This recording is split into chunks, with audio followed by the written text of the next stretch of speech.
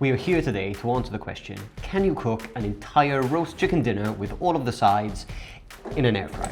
And perhaps a more important question, why would you even bother when you've got an oven? In order to answer all of these questions, I have tested out 4 individual recipes for roast carrots, roast broccoli, roast potatoes, and obviously our crown jewel, the roast chicken. I am going to take you through each of these recipes, and then at the very end we are going to compare what's better, the air fryer version, the roast in the oven version, why would you even want to try this, and what are the pros and cons of this.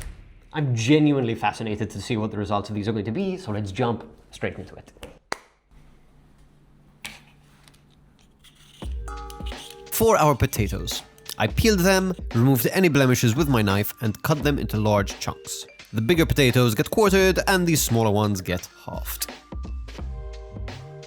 I added the potatoes to a pot of boiling, well-salted water and cooked them until they were just tender and rough around the edges. These get drained from the water and given a little bit of a shake inside of the colander, just to add a few more craggly bits to the edges, which will crisp up beautifully later. I tossed these in a good couple tablespoons of oil and a healthy sprinkling of salt.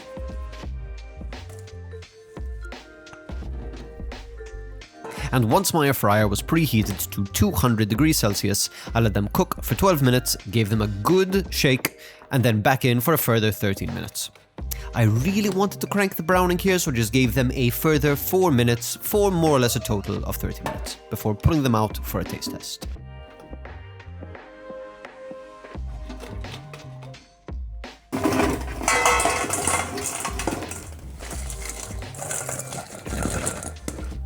Okay, these look amazing. They took like half the time of regular roast potatoes, and they still have a really beautiful, craggly edge.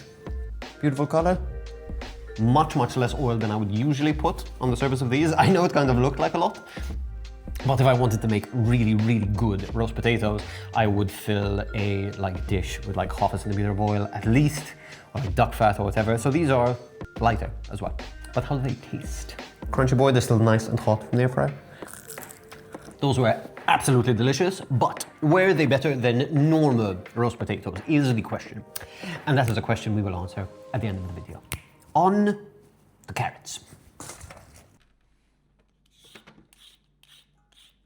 For the carrots, I just peeled them, removed the tops and tails, and cut them into obliques.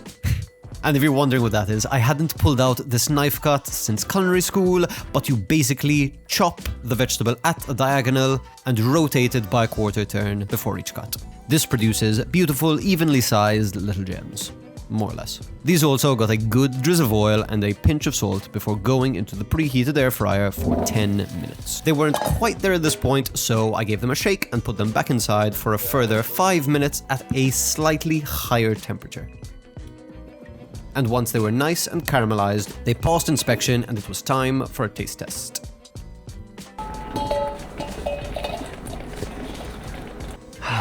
Okay, visually these look really nice. They smell nice and caramelized. Like, this smells like caramelized sugar. But how do they taste? That's a good question.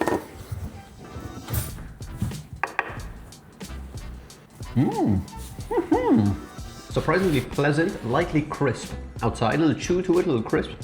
The inside still has a little bit of bite to it, in that it's not mushy. It's not like crunchy on the inside per se, but I think it could maybe use like 1 minute more cooking, but overall, surprisingly happy. Is it better than regular roast carrots? Once again, end of the video. Broccoli time. And for the broccoli, I simply cut the florets off from the stem, and then cut the florets into halves or thirds so that they were more bite-sized. Don't forget the stem, it's delicious too. I just cut off the woody bit off the bottom, I split it into quarters and removed any of the dried off bits from the inside, and then I cut them into little bite-sized chunks too. I placed these into a bowl, drizzled them with olive oil and a healthy pinch of salt, and gave them a really good mix.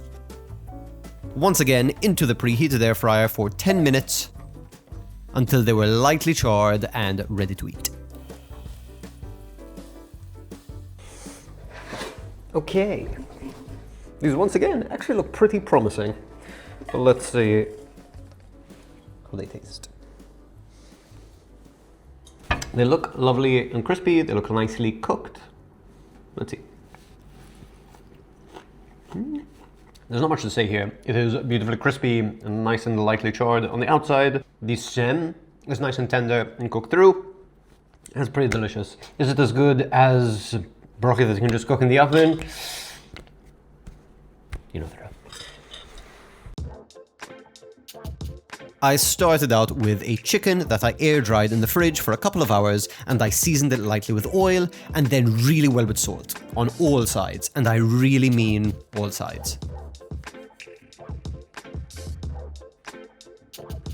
I placed the bird in the preheated air fryer for 30 minutes and kept an eye on it in case it started to, I don't know, smoke or bubble or who knows.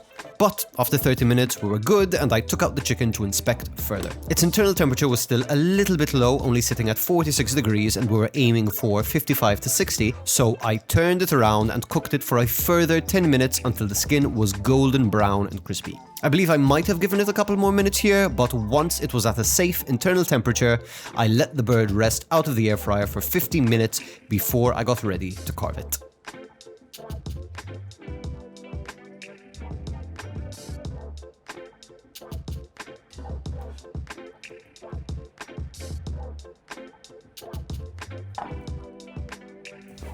Okay, our chicken is done. It's looking beautiful. It's had a good chance to rest. I let it rest for like 15 minutes, which is ironic because it took like, I don't know, I'll check the footage, but maybe like 30 minutes to cook, so that's huge. But yes, it is time to slice into this bad boy.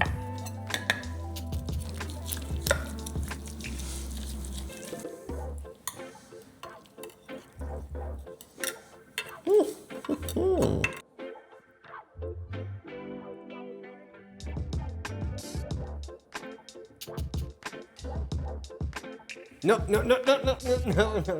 go away, pest. Okay, it looks really nice and juicy. Let's give it a little taste.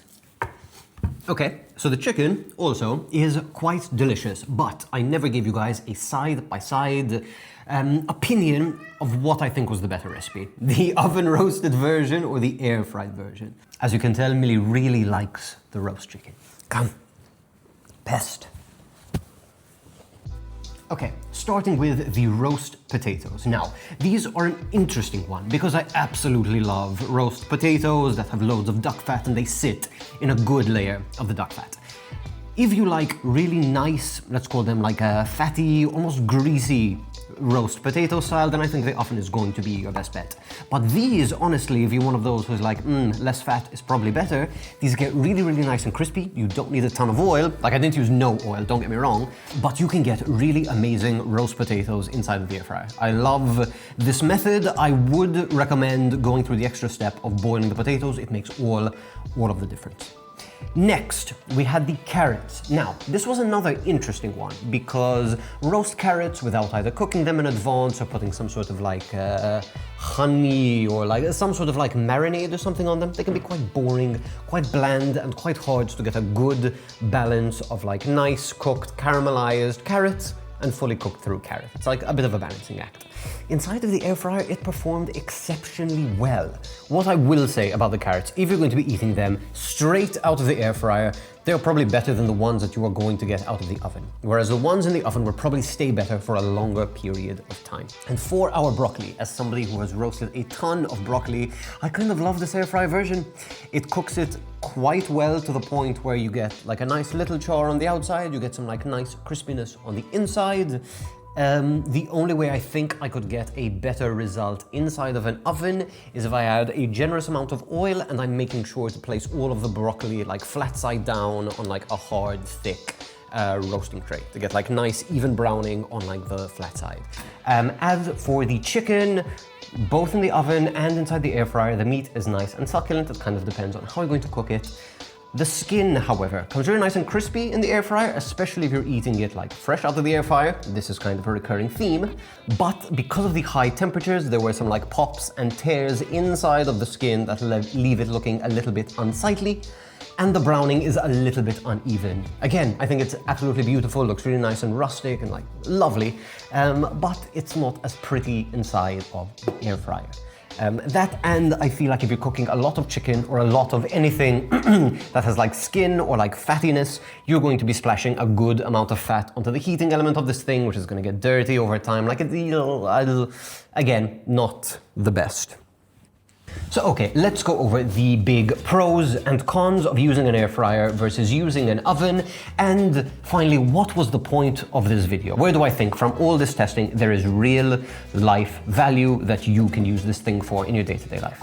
So, obvious advantage, the oven, you can fit way more things, you can have much larger portions, you can serve loads of people. You can also cook these things at the same time. Downside, that tends to create a lot of steam. You tend to sacrifice the ability to brown things. When you cook multiple things at the same time, things are going to cook at different time and temperatures. There's going to be trade-offs over there.